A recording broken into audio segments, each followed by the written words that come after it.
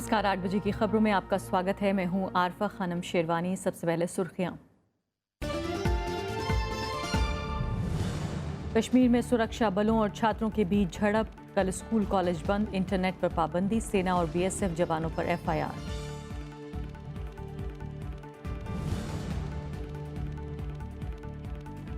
अन्नाद्रमुक गुट के उप महासचिव टीटीवी दिनाकरण पर एफआईआर, पार्टी सिंबल बचाने के लिए घूस देने का आरोप, दिल्ली पुलिस के हत्थे चढ़ा बिचौलिया।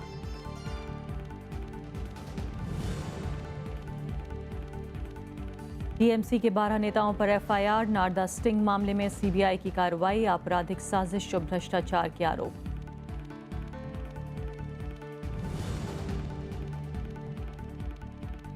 उत्तर प्रदेश के मुख्यमंत्री ने की समान नागरिक संहिता की वकालत, 3 तलाक पर चुप रहने वालों को बताया बराबर का जिम्मेदार, राजनीतिक रंग देने पर विपक्ष नाराज।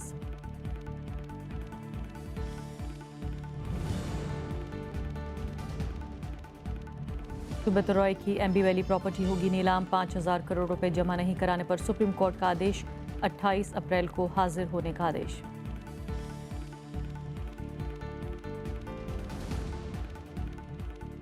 कश्मीर में आज इंटरनेट सेवाओं पर पाबंदी लगा दी गई। छात्रों के प्रदर्शन को देखते हुए ये फैसला लिया गया। सरकार ने कल उच्च माध्यमिक विद्यालय और कॉलेजेस बंद रखने का फैसला किया है। इस बीच पुलिस ने सेना और बीएसएफ के जवानों पर एफआईआर दर्ज की है। सरकार ने कहा है कि हालात पर जल्द ही काबू पा लिया जाएगा।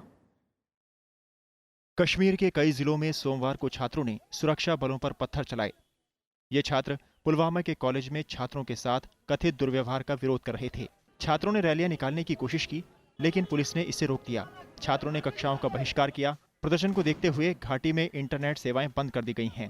Our central government as well as state government, they are doing their best to control the situation, and we shall be able to do it. Our police is brave police, our security forces they are brave people, and we shall definitely be able to deal with this.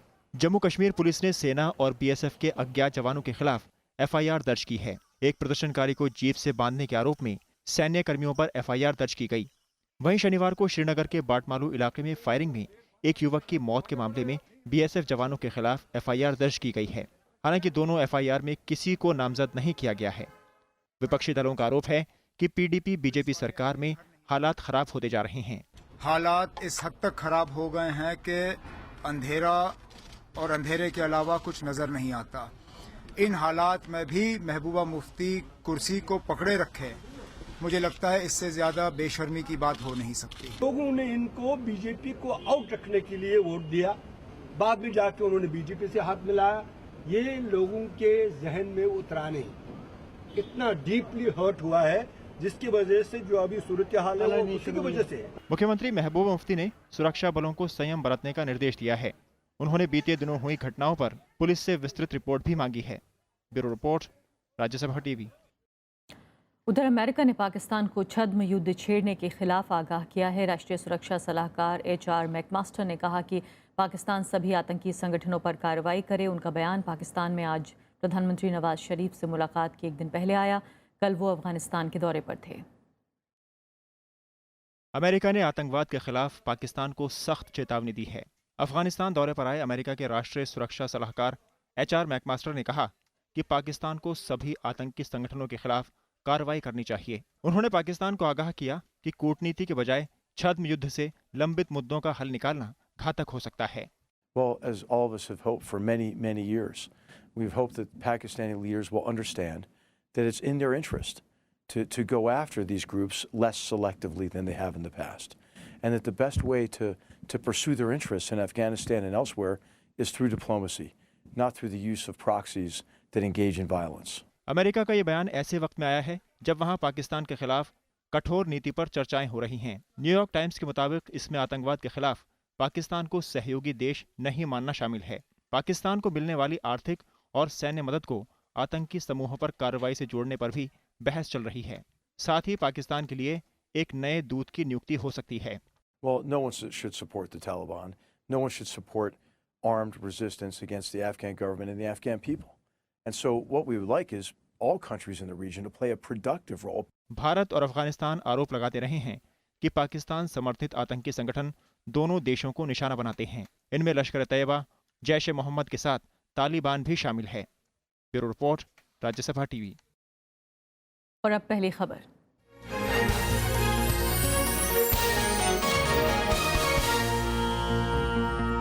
चुनाव आयोग के अधिकारी को घूस देने के मामले में फंसे एआईएडीएमके के उप महासचिव टीटीवी दिनाकरण ने आरोपों को राजनीतिक साजिश करार दिया है और मामले में कानूनी लड़ाई की बात कही गई है। इधर दिल्ली पुलिस ने सुकेश चंद्रशेखर नाम के बिचौलिए को पकड़कर दिनाकरण के खिलाफ मामला दर्ज किया है। वहीं डीएमके और पनीर सेल्वम गुट ने चुनाव आयोग से मामले की जांच की मांग की है। एआईएडीएमके के दोनों धड़ों में पार्टी के चुनाव चिन्ह पर दावे के बीच दिल्ली पुलिस ने एक बड़ा खुलासा किया है। पुलिस की क्राइम ब्रांच ने सुकेश चंद्रशेखर नाम के एक शख्स को 1,30,00,000 रुपए के साथ दिल्ली के होटल से गिरफ्तार किया है। उसके बयान के आधार पर एआईएडीएमके के नेता शशिकला के भतीजे और उप महासचिव टीटीवी दिनाकरण के खिलाफ केस दर्ज किया है। उन पर 2 पत्तियों वाला चुनाव चिन्ह हासिल करने के लिए निर्वाचन आयोग के अधिकारियों को रिश्वत देने की कोशिश का आरोप है। The crime branch of Delhi police has arrested one Sukesh Chandrasekhar, who, as per information, had promised Shri TTV Dinakaran of AIADMK Sasikala faction that he would influence the election commission to obtain a favorable order for them in lieu of consideration of rupees 50 crores. TTV Dinakaran ने आरोपों को खारिज किया है और सुकेश चंद्रशेखर से कभी नहीं मिलने की बात कही है। Delhi police, I will legally face it. What is there? I will answer them, and I don't know anybody by this name. विपक्षी पार्टी डीएमके का कहना है कि इससे शशिकला गुट की हकीकत सामने आ गई है। चुनाव आयोग को इसकी जांच करनी चाहिए। They are trying to bribe the election commission, which means they say that they have no majority. Somehow by some hook or crook, they want to capture the party. That is very explicit. And the election commission should also investigate into the matter. इस बीच एआईएडीएमके के पनीर सेल्वम गुट ने सोमवार को चुनाव आयोग में अपने समर्थन में पार्टी पदाधिकारियों और नेताओं के हलफनामे दाखिल किए और दिनाकरण पर आरोपों को लोकतंत्र को शर्मसार करने वाला बताया है। Mr. Dinakaran has sought for time. Now it shows that only for these type of bribery attitudes or attempt against the law, he sought for time. Has involved in such an activities, which is shameful thing to the democracy. AIADMK महासचिव जय जयललिता के निधन के बाद party Sasikala Natarajan और पूर्व मुख्यमंत्री ओ पनीर सेल्वम की अगुवाई में 2 खेमों में बंट गई है। दोनों गुट 2 पत्तियों वाले पार्टी के चुनाव चिन्ह पर दावा कर रहे हैं। आरके नगर उपचुनाव से पहले आयोग ने इस निशान को जब्त कर लिया है। आचार संहिता के उल्लंघन के चलते आरके नगर उपचुनाव रद्द कर दिया गया है। Bureau report, Rajya Sabha TV. वरिष्ठ पत्रकार एस श्रीनिवासन इस वक्त हमारे साथ स्टूडियो में मौजूद हैं। स्वागत है आपका। श्रीनिवासन जी, सबसे पहले ये बताइए कि इस पूरी कहानी में कितने पेच हैं, देख पा रहे हैं आप? इसको ठीक से समझने के लिए थोड़ा हमको पीछे जाना पड़ेगा। शायद लोगों को आश्चर्य हो रहा होगा कि इलेक्शन कमीशन तक को घूस देने की कोशिश हो रही है, इस तरह का क्या हो सकता है। इस तरह से कई सवाल सबके जहन में आते होंगे। देखिए, शशिकला जो ग्रुप है उनका ये मेन नुमाइंदा है टीटी दिनाकरण। कोई शशिकला ग्रुप कोई पॉलिटिकल ग्रुप नहीं है। ये जयललिता के आसपास इर्द गिर्द रहने वाले लोग हैं। इनके खिलाफ एलिगेशंस तो पहले भी लगते आ रहे हैं। जब तक जयललिता जिंदा थी ये सब बातें पता नहीं लगी थी, मालूम नहीं हुआ था क्या। अब जयललिता नहीं है जो और ये लोग अब उस सरकार को चलाने की कोशिश कर रहे हैं और पार्टी को उन्होंने कब्जा करके उसको चलाने की कोशिश की। अब चूँकि एक केस में अब शशिकला जेल में चली गई हैं, उनके जो नेफ्यू हैं, सॉरी उनके जो बड़े भाई के जो बेटे हैं, उन्होंने उस पार्टी को फिर चलाने की कोशिश की। वो हैं x member of parliament Dinakaran, but उनका कोई ग्रास रूट से आए हुए पॉलिटिशियन नहीं है। तो हो सकता है, अब ये मालूम नहीं है, तो अभी सिर्फ केस जब खुलेगा तो पता लगेगा। अब आप देखिए एमएलएस को गेस्ट हाउस में रखा गया, इसको आप क्या कहेंगे? तब भी बहुत सारे एलिगेशंस आए थे।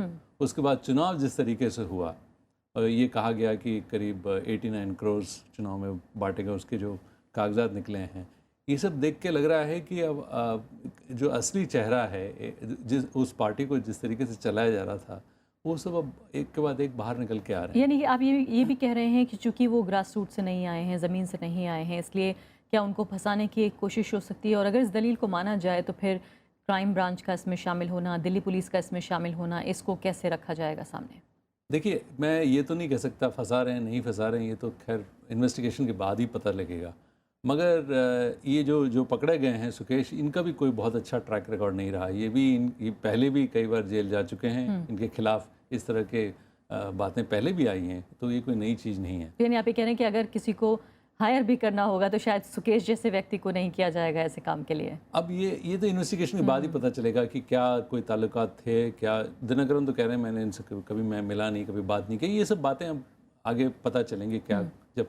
मगर इसमें एक बड़ी बात यह है, ये सिर्फ एक क्रिमिनल केस नहीं है। ऑब्वियसली जो टीटीवी के साथ जो जुड़ने की कोशिश करें उनके लिए एक मिसाल, एक वार्निंग है। जैसे वहाँ पर कुछ रेड्स हुए हैं, वहाँ पर एक लोकल एक्टर हैं, उनके घर में भी रेड हुआ, जिन्होंने समर्थन दिया टीटीवी को, उसके अगले दिन उनके घर में भी रेड हुआ। इनकम टैक्स वालों ने कागजात जब्त किए हैं, उनके खिलाफ इन्वेस्टिगेशन शुरू कर दिया है। अब ये एक पॉलिटिकली इसको दूसरी तरीके से देखें तो ये एक मैसेज लगातार दिया जा रहा है कि टीटीवी को अलग रखें, और जो पॉलिटिकली जो एक्टिव हैं ओपीएस और जो चीफ मिनिस्टर ईपी ऐसे हैं भी, तो वो उनको साथ लाने की कोशिश हो रही है। ये हो सकता है बिहाइंड द सीन ये सब चल रहे हों। सामने जो दिख रहा है हमको वो एक क्रिमिनल केस दिख रहा है। आप ये कह रहे हैं कि ये पूरे क्रिमिनल केस के पीछे एक दरअसल पूरा एक राजनीतिक गेम प्लान हमें नजर आ रहा है। हो सकता है ऐसा।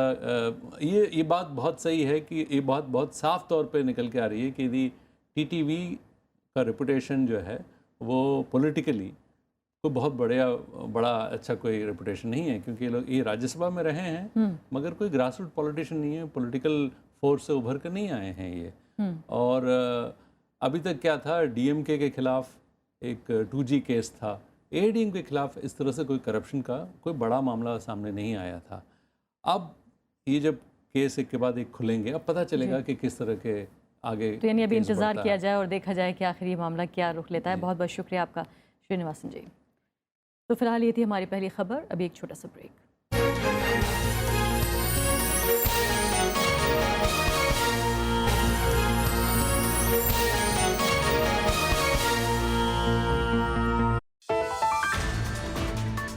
नेपाल में फिर सड़क पर उतरेंगे मधेशी। संविधान में प्रस्तावित संशोधनों को बताया नाकाफी। स्थानीय चुनावों के बहिष्कार का ऐलान। बढ़ी प्रधानमंत्री प्रचंड की मुश्किलें। देखिए देश देशांतर में आज रात 8:30 बजे।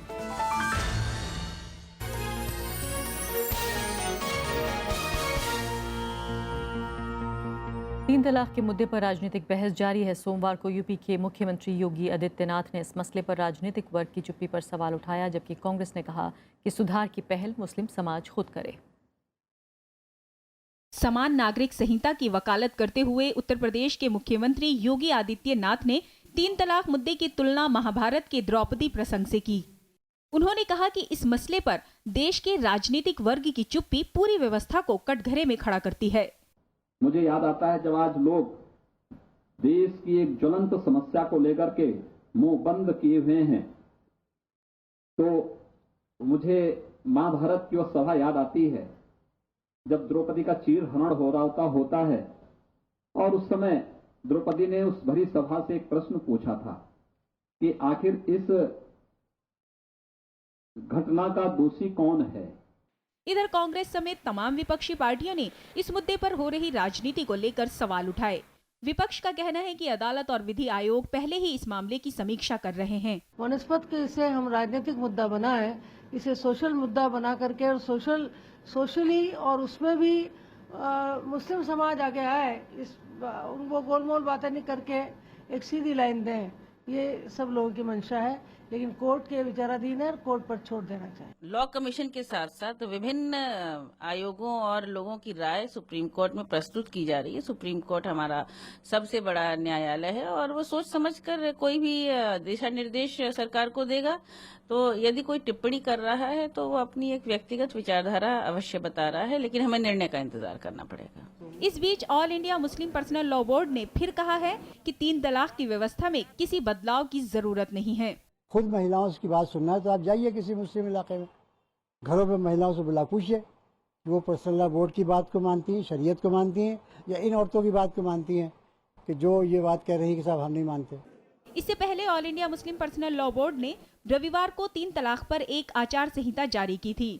बोर्ड ने कहा है कि बेवजह तलाक देने वालों का सामाजिक बहिष्कार किया जाए। Bureau report, Rajya Sabha TV. सरकार जेनेरिक दवाओं के लिए कानून लाएगी। प्रधानमंत्री नरेंद्र मोदी ने आज सूरत में एक अस्पताल के उद्घाटन के मौके पर यह बात कही। उन्होंने लोगों को सस्ती स्वास्थ्य सेवाएं मुहैया कराने के लिए कदम उठाने का भरोसा दिलाया। इसके साथ ही प्रधानमंत्री ने गुजरात में कई नए प्रोजेक्ट्स की भी शुरुआत की। प्रधानमंत्री नरेंद्र मोदी ने गुजरात दौरे के दूसरे दिन Kiran multi super speciality hospital and research centre का उद्घाटन किया। ये अस्पताल पाटीदार समाज के एक ट्रस्ट से जुड़ा हुआ है। इस मौके पर उन्होंने लोगों को सस्ती स्वास्थ्य सेवाएं और दवाएं मुहैया करने पर जोर दिया। प्रधानमंत्री ने कहा कि सरकार जेनेरिक दवाओं के लिए कानून लाएगी। साथ ही डॉक्टर को मरीजों के लिए जेनेरिक दवाएं ही लिखने की सलाह दी। करीब 700 दवाइयां उसके दाम तय कर लिए ताकि गंभीर से गंभीर बीमारी में गरीब से गरीब व्यक्ति को सस्ती दवाई मिले। ये काम किया। हम कानून और व्यवस्था करने वाले हैं। डॉक्टर पर्ची लिखेंगे तो उसमें लिखेंगे कि जेनेरिक दवा खरीदने के लिए उसके लिए काफी है और दवा खरीदने की जरूरत नहीं है। प्रधानमंत्री ने सूरत के इच्छापुर हीरा पॉलिशिंग इकाई की शुरुआत की। उन्होंने यहाँ के हीरा उद्योग से जुड़े लोगों से कहा कि वो रत्न और ज्वेलरी के क्षेत्र में देश को अव्वल बनाने के लिए काम करें।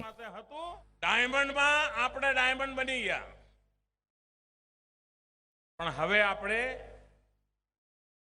જેમ્સ એન્ડ જ્વેલરીમાં દુનિયામાં નંબર 1 થવું છે।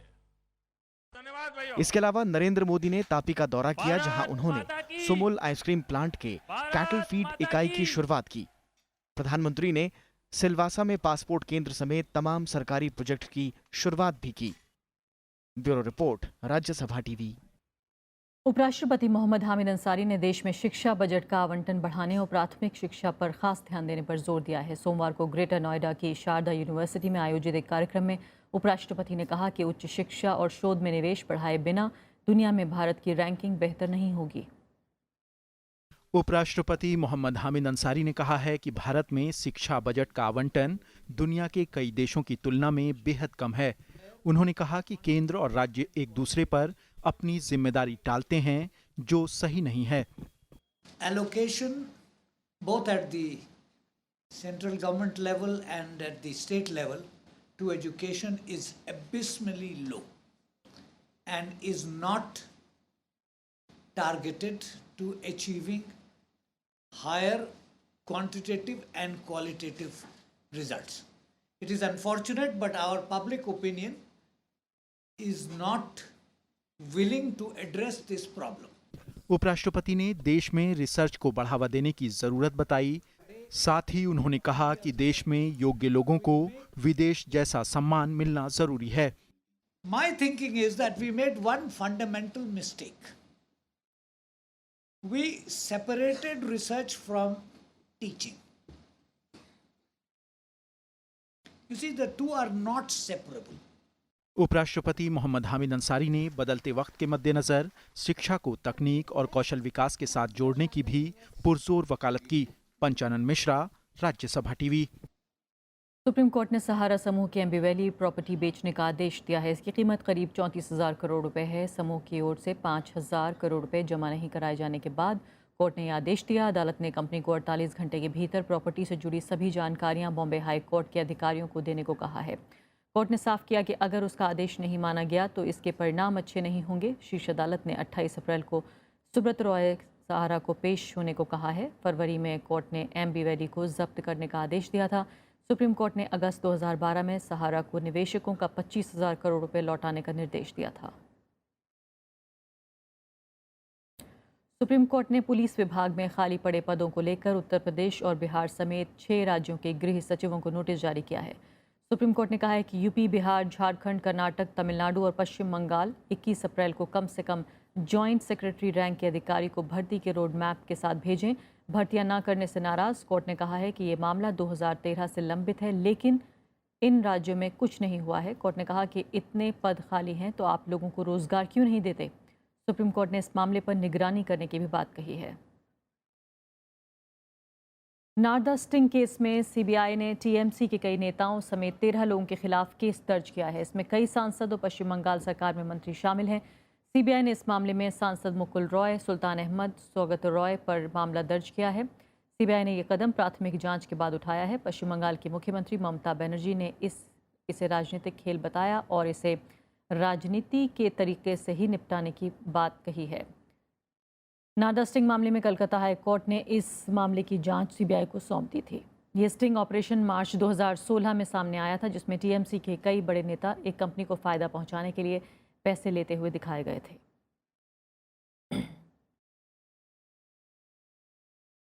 इंडियन यूनियन मुस्लिम लीग के पीके कुन्हालीकुट्टी ने केरल की मल्लापुरम लोकसभा सीट जीत ली है। उन्होंने उपचुनाव में सीपीएम उम्मीदवार एमबी फैजल को 1,70,000 वोट से हरा दिया। भारतीय जनता पार्टी के उम्मीदवार एन श्री प्रकाश तीसरे स्थान पर रहे।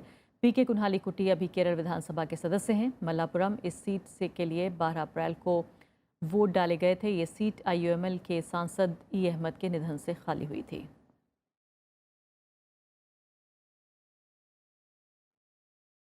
राष्ट्रपति प्रणब मुखर्जी ने कहा है कि विविधता में एकता ही भारत की ताकत है। इसे हर हाल में बरकरार रखना होगा। बिहार के पटना में चंपारण सत्याग्रह शताब्दी समारोह में उन्होंने कहा कि एक तिरंगा और संविधान के दायरे में काम करना हमारी खूबी है। प्रणब मुखर्जी ने कहा कि देश को एकजुट रखने के लिए सांप्रदायिकता और क्षेत्रीयता जैसे विचारों के खिलाफ अभियान चलाने की ज़रूरत है। राष्ट्रपति ने कहा कि चंपारण सत्याग्रह ने पूरे विश्व को बताया कि शासन के अत्याचार का मुकाबला सत्य और अहिंसा के जरिए भी किया जा सकता है। इस मौके पर राष्ट्रपति ने स्वतंत्रता सेनानियों को सम्मानित किया।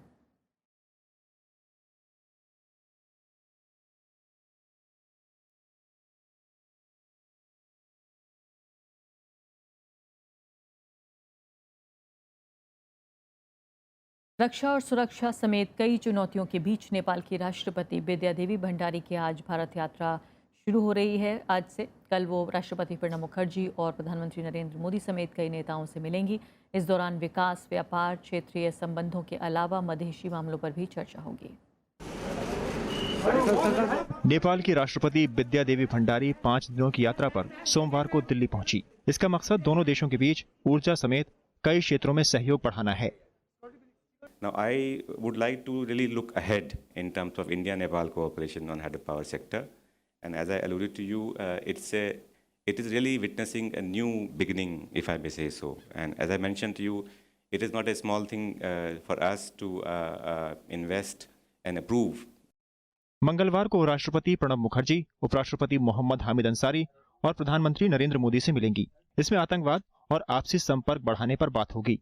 Government of Nepal had proposed 16 road projects and bridges of amount of approximately $300 million under the line of credit of $550 million, which we have agreed to, and we look forward to their implementations in the coming months. हाल के दिनों में मधेशी मुद्दे और नेपाल में चीन का बढ़ता दखल भारत के लिए चिंता की वजह है।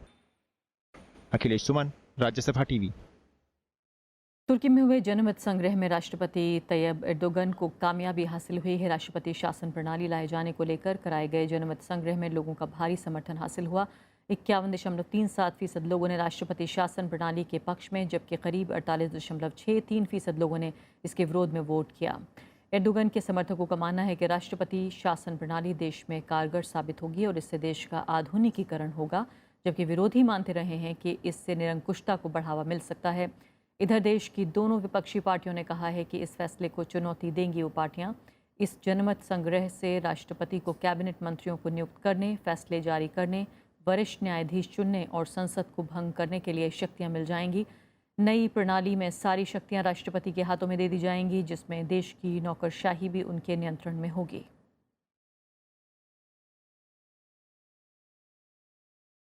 फिलहाल इसी के साथ अभी के लिए इतना ही। नमस्कार।